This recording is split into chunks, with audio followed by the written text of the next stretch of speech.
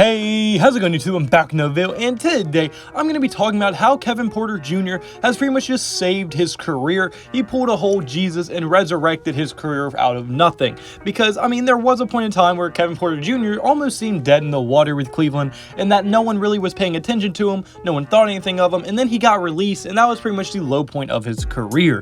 But what I'm going to be getting to for his video is going to be what I think he did, or what has happened that has helped him be able to just pretty much save his NBA career and maybe his basketball life as we know it. So I'm getting to all that in this video, and if that sounds interesting, hit the like button, hit the subscribe button. It would mean the world to me, because I don't know if you know this, but 100% of you are not subscribed. Now, did I check that? No, but let's just say I'm right, and you just go check to make sure. Like, even if you think you're subscribed, just go look at the subscribe button. I mean, just do it. It takes like 0.3 seconds, and you can still hear my voice while I'm talking. So just do it. It's worth it. Trust me. I've done it a million times, and it's worth it. Trust me.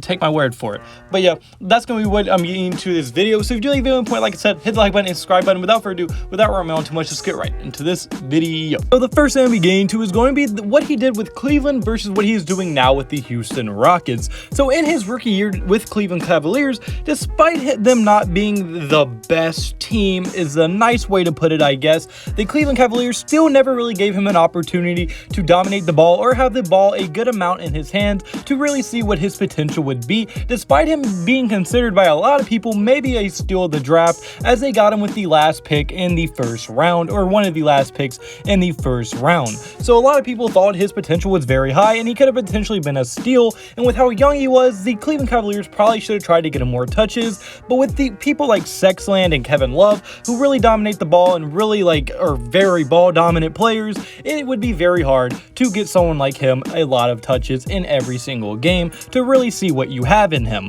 And then unfortunately for him, he wasn't even able to get a chance, as very early into his second season, which was this year, he had an outburst in the locker room. And let's be honest, I mean, I'd be pretty angry too if I was on the Cleveland Cavaliers and not even getting enough touches when we completely suck. So I would be pretty upset as well. So he had an outburst in the locker room, and then boom, he got released because no one wanted to trade for him because, well, he was about to get released. And then he went on to sign with the Houston Rockets. So I guess you could say he went from one terrible team to another terrible team, but at least this terrible team had the common sense to get the young guy that had tons of potential a lot of touches to at least see what he is made out of, and it has worked out very, very well, as he is currently averaging 17 points per game, 6.4 assists per game, and also 4 rebounds per game, with about the same efficiency. So he is staying equally as efficient as he once was, and he is now averaging almost 20 points a game, 6.4 assists per game, and grabbing 4 rebounds, which is very, very good coming from a second-year player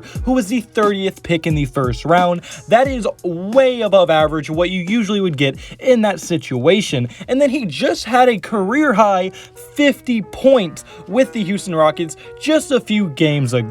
So he has shown tons and tons of hope, promise, and potential that the Cleveland Cavaliers never got to see, because they let people like Colin Sexton, Darius Garland, and Kevin Love absolutely dominate the ball. And that is obviously looking like it was a bad decision, because they never even got to see what they even had in Kevin Porter Jr. And what we've seen so far with the Houston Rockets and Kevin Porter Jr., he has been extremely good, and at least will be a very valuable role player for them for years to come, if not maybe an all-star level player for years to come as well.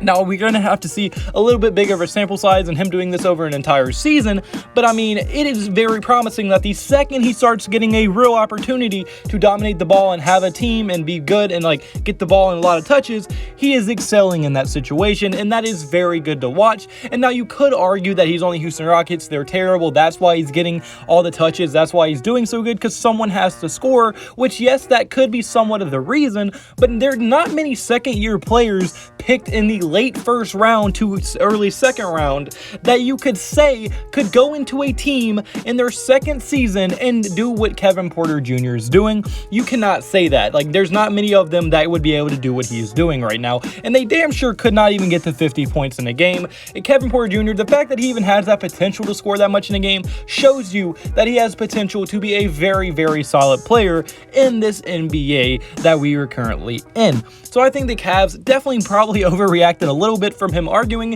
and they probably should have gave him more touches, and that the Houston Rockets are handling Kevin Porter Jr. much better than the Cleveland Cavaliers ever did. So I think him going to a better situation like the Houston Rockets are over the Cleveland Cavaliers is a huge reason why he has turned around his career as much, because he's finally with an organization that actually wants to see what he can do and isn't just giving him little petty minutes like 20 minutes a game, which although you can get a good amount of production out of someone in 20 minutes, you can't fully see what their potential is in that amount of time every game. And now with him getting around 28 to 30 minutes every game, he is starting to really show out and really show all of his potential that he does have.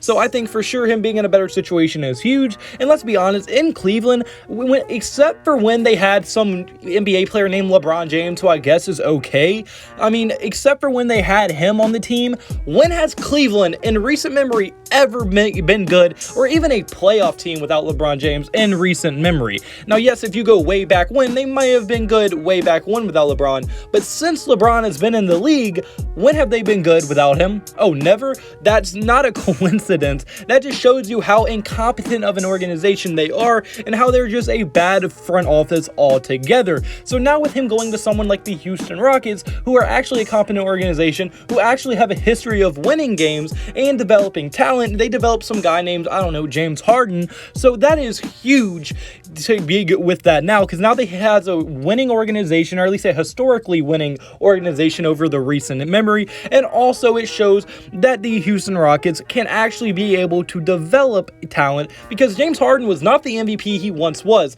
Now, am I saying the Houston Rockets are all the credit for James Harden developing? No, but they did partake in him developing, so they do have an eye for talent, obviously.